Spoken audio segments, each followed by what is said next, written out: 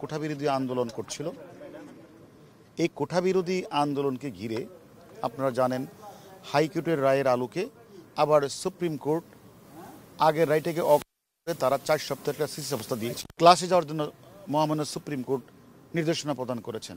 কিন্তু আমরা দেখলাম এর কয়েকদিন পরেই মহামান্য সুপ্রিম কোর্টের নির্দেশনাকে অপেক্ষা করে একটি গ্রুপ তারা বিভিন্ন জায়গায় বসে তারা এক সরকার বিরোধী স্লোগান দিচ্ছে। অন্যদিকে তারা গাড়িতে আগুন লাগাচ্ছে, রেল লাইনের স্লিপার তুলে ফেলছে, মেট্রো রেল বন্ধ করে দিয়েছে।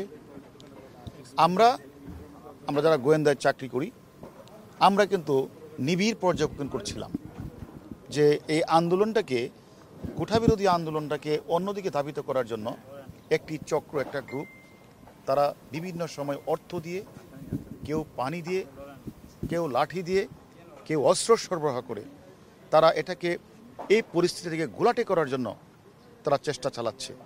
যার ধারাবাহিকতা আজকেও আপনারা লক্ষ্য করেছেন প্রেস ক্লাবের সামনেও গাড়িতে আগুন লাগানো হয়েছে। তারা বিভিন্ন জায়গায় ককটেল নিক্ষেপ করেছে। আজকেও পল্টনে অনেকগুলি ককটেল বিস্ফোরণ আপনারা নিজেরাও খেয়াল করেছেন। তা আমার কথা হলো এগুলি তো কোমলমতি সাধারণ ছাত্রদের কাজ না। এবং আজকে আপনারা লক্ষ্য করেছেন স্বাধীনতা বিরোধী কয়েকটি ছাত্র সংগঠন তারা আজকে বিভিন্ন জায়গাগুলিতে তারা আজকে কিন্তু মিছিল সমাবেশ করেছে। তাহলে এখানে কোঠাবিরোধী আন্দোলন চলছে, মহামান্য হাইকোর্ট একটা নির্দেশনা প্রদান করেছে 7 তারিখ তার রায় হবে, সেখানে এটাকে অপেক্ষা করে কে বা কারা এটাকে মানে ভিন্ন খাতে প্রভাবিত করার যে একটা অপচেষ্টা, তার ধারাবাহিকতা আজকে আমরা এই অফিসে এসেছি। এখানে এসে আপনারা নিজেরা দেখেছেন প্রায় 100-র উপরে আমরা ককটেল পেয়েছি। সেখানে পেট্রোল 5-6 বোতল পেট্রোল আমরা পেয়েছি।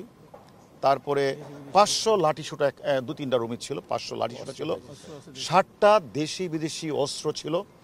এবং আমরা মানে ছাত্রদল এবং তার অঙ্গ সংগঠনে আমরা প্রায় 7জনকে আমরা গ্রেপ্তার করছি। এর মধ্যে একজন হলো, তারা অনেকেই দৌড়ে পালিয়ে গেছে, তার মধ্যে একজন ছাত্রদলের সাবেক সভাপতি শ্রাবণও রয়েছে।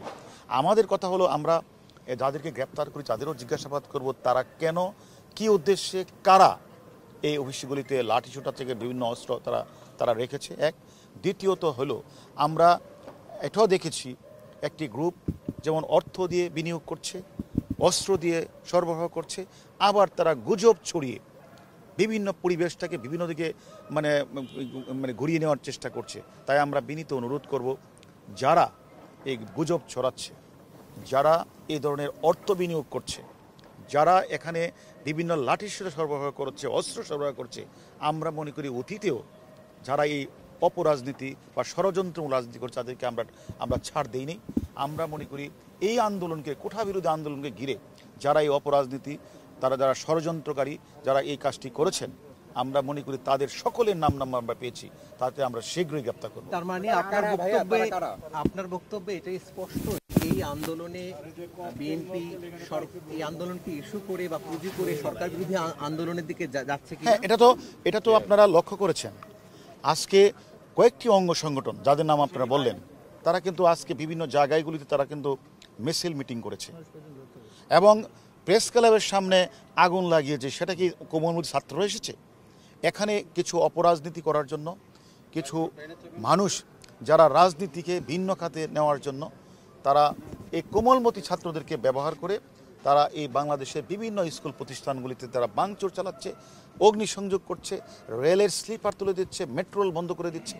এগুলি আসলে আমাদের গোয়েন্দা তৎপরতা ছিল বলে আমরা সেই খোঁজখবরগুলি রাখছি এবং আমরা সকলের নাম্বার পেয়েছি যারা গুজব ছড়াবে, যারা অর্থ বিনিয়োগ করে যারা আন্দোলনকে ভিন্ন খাতে ধাবিত করার চেষ্টা করবে, যারা লাঠি অস্ত্র সরবরাহ করে, প্রত্যেকেরই নাম্বার পেয়েছি। আমরা মনে করি আমাদের ডিবির চৌকস টিম এবং ঢাকা মেট্রোপলিটন অন্যান্য টিম তারা বিভিন্ন জায়গাগুলিতে কাজ করছে এবং আমরা মনে করি তাদের শীঘ্রই আমরা গ্রেপ্তার করব।